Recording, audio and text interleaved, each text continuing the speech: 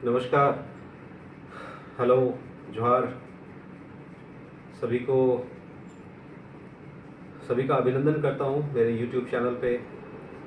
और आज इस वीडियो पे जो टॉपिक है वो टॉपिक है गेहूँ, वीट। मतलब मैं लगातार इस विषय पे बात करता रहता हूँ और जब इस पे आकर के रुकता हूँ तो बड़ा एक विस्मयकारी नज़रों से लोग मुझे देखते हैं, पूछते हैं कि यार तुम भात भी मना कर रहे हो, रोटी भी मना कर रहे हो, ठीक है, डॉक्टर तो नहीं मना किया है। ये डॉक्टर वाली जो सीरीज है उस पे एलोपैथी पे एक सीरीज ही चलेगी। फिलहाल गेहूं पे रहते हैं, गेहूं पे बात करते हैं, ठीक है। तो गेहूं एक अन्न है जिसे हम पिसवा करके आटा बनाते हैं और फिर उसकी रोटी बना करके खाते हैं। सामान्यतः देखा गया है कि जिन लोगों को ब्लड शुगर की बीमारी है, जिन लोगों को ब्लड शुगर की बीमारी है, उनको ये कहा जाता है कि भात मत खाइए, आप रोटी खाइए, ठीक है। और मैं जितने भी ब्लड शुगर के मरीज से मिला हूं या मेरे पास रोज कम से कम 4-5 कॉल्स तो आते ही हैं, मैंने सबके साथ ये देखा है कि भैया सो भात नहीं खाते, हम तो रोटी खाते हैं सुबह शाम। अरे मेरे भाई, मैं बार बार बोलता हूँ, भात और रोटी में कोई अंतर नहीं है, ठीक है। आप पहले इस बात को समझो। अगर गेहूं के सोर्स को आप समझोगे, जो गेहूं आज उपलब्ध है मार्केट में, जिस तरीके से गेहूं का उत्पादन किया जा रहा है, मैं कितनी बातें बोलूं, 5-6 मिनट में कैसे समझा पाऊं कि गेहूं का सबसे बड़ा उत्पादक पंजाब। कभी घूमो, चलो पंजाब मेरे साथ, मैं दिखाता हूं।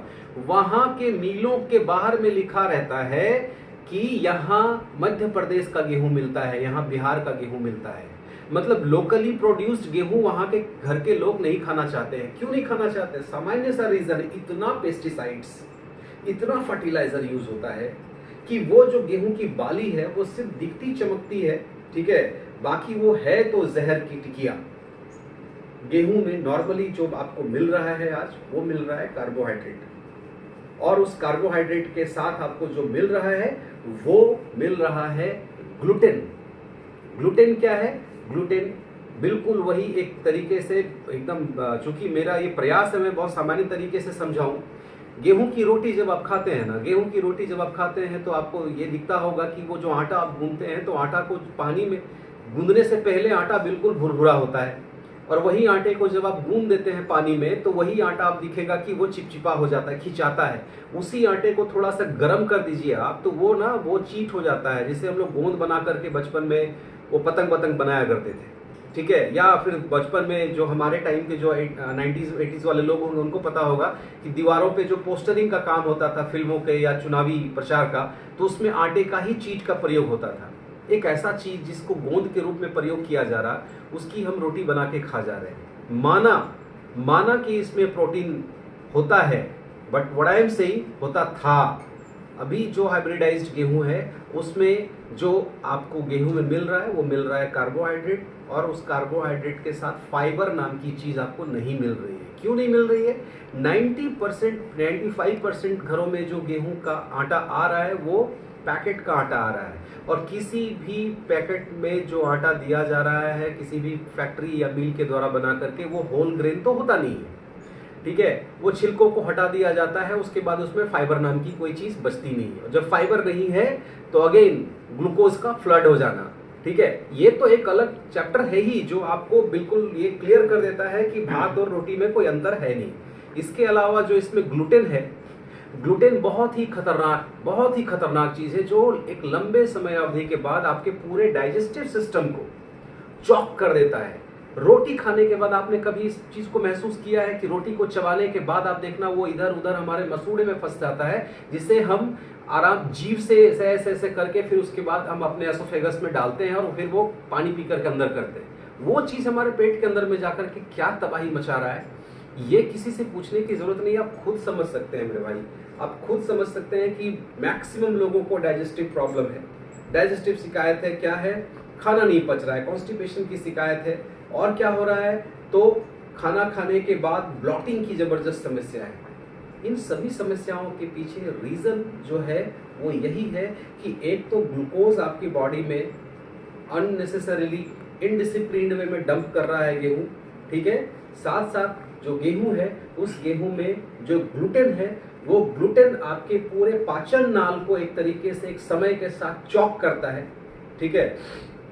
हालांकि ग्लूटेन पे बहुत एक ठीक ठाक मैं वीडियो बनाऊंगा 15-20 मिनट का, ठीक है, और उसे आप समझिएगा। इसके साथ साथ मैं एक बात और बता देता हूं जो सबसे ज्यादा खतरनाक है। ये जो गेहूं है, गेहूं के ब्लीचिंग में एक एलोक्सन नाम का एजेंट है, एक एलोक्सन नाम का केमिकल है जिसका प्रयोग होता है। ये वही एलोक्सन है जिस एलोक्सन का प्रयोग लेबोरेटरीज में ही होता है। लेबोरेटरीज में जहाँ पे चूहों के ऊपर में एलोक्सन को प्रयोग करके चूहों के पेनक्रियाज जहाँ पे इंसुलिन बनता है, वही इंसुलिन जो आपके ग्लूकोज लेवल को कंट्रोल करता है, उस पेनक्रियाज के बीटा सेल को कृत्रिम यानी आर्टिफिशियली न्यूट्रलाइज कर देता है, ठीक है।